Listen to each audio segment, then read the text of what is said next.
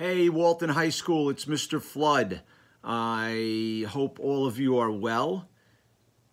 Maybe you remember me, maybe you don't. I was at your school April 9th, just a little over a year ago. April 9th last year, I was in Walton, New York.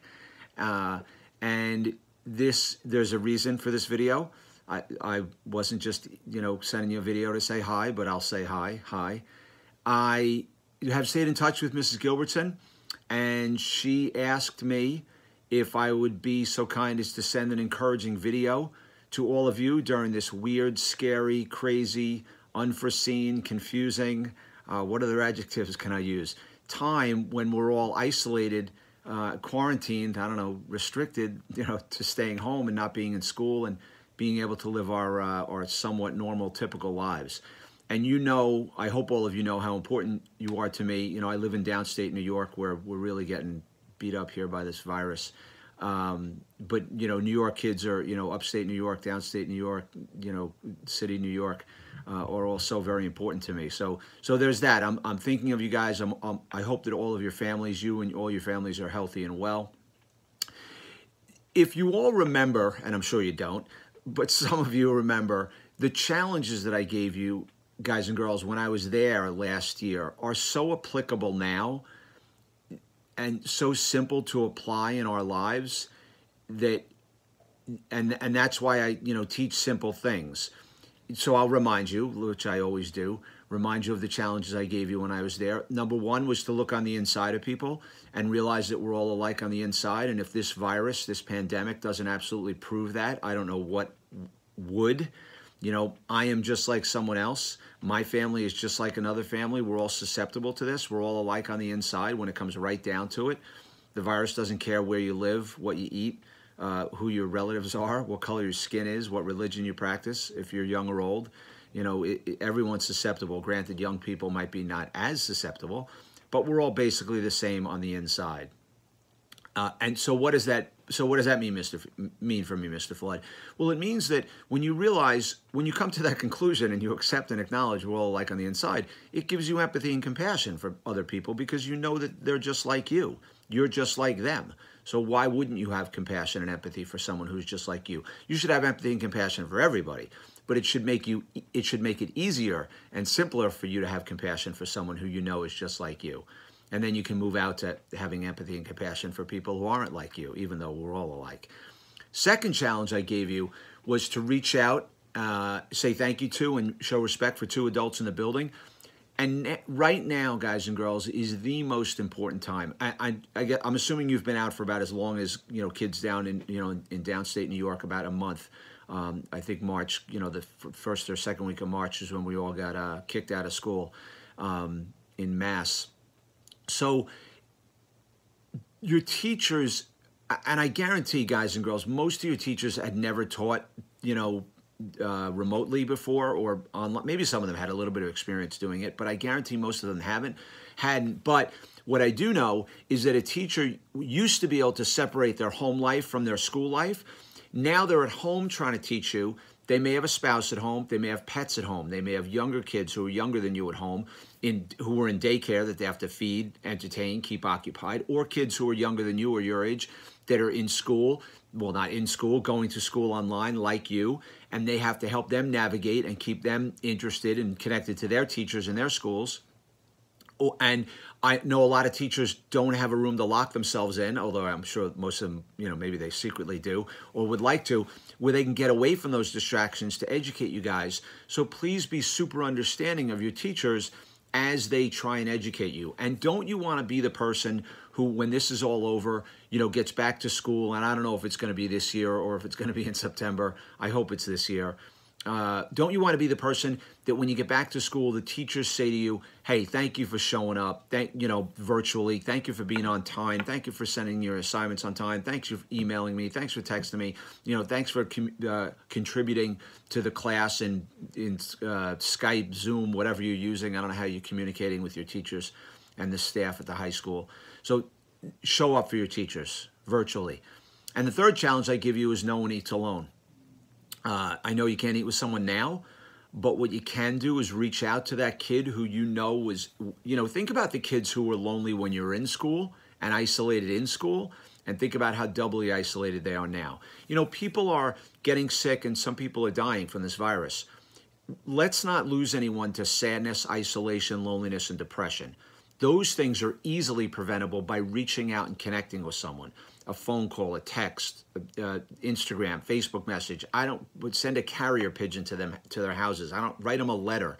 I don't care what you do, but reach out to someone that you know might be struggling, who's lonely, who's isolated, who has no brothers and sisters, one parent, maybe whatever. Reach out to someone, because if you're that person, you'd want someone to reach out to you. And if you are that person, please try and stay connected with your teachers or a counselor in your school. And the last two things I want to share with you, really three. You know, when you're struggling with things, I know what helps me a lot is to make a list of things to do. And I haven't spoken since March 6th, and I don't think my next speech is until like July. So I have all this unstructured time now, but I know what's super important for me is to make a list of things to do. And they might just be feed the dog, walk the dog, empty the dishwasher, do a load of laundry, make a phone call, make a video, send a letter to someone, you know, do a little educational reading, a little self-improvement. Making lists and then crossing things off those lists can give us a great sense of accomplishment. Even if it's only like, if you make a list of 9 things and you do 3 in one day, or you do 7, or you do 4, or you do 8, anything where you're crossing off, it just gives you a small sense of accomplishment. Lastly, before I talk to the seniors there, the question I would ask you is, how are you going to come out of this isolation? Are you going to come out a better person, a worse person, or the same person you were before you went in?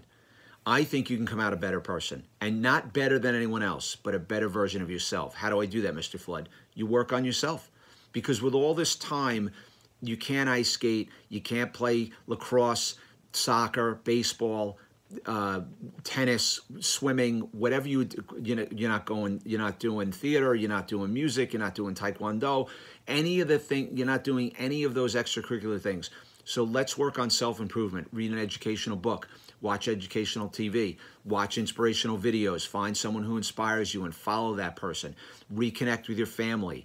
Reconnect with people from afar, from your cousins that live across the country, FaceTime. Use this time to work on yourself, self-improvement.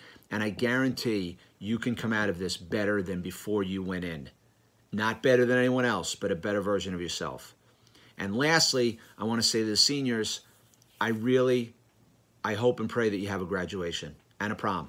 I don't know that you're going to. I don't know what the status is, you know, in Walton. Or, you know, I mean, I know generally the state probably is going to all come back online at the same time. I assume maybe you guys will earlier than downstate New York, because it's brutal down here, all the people that we're losing.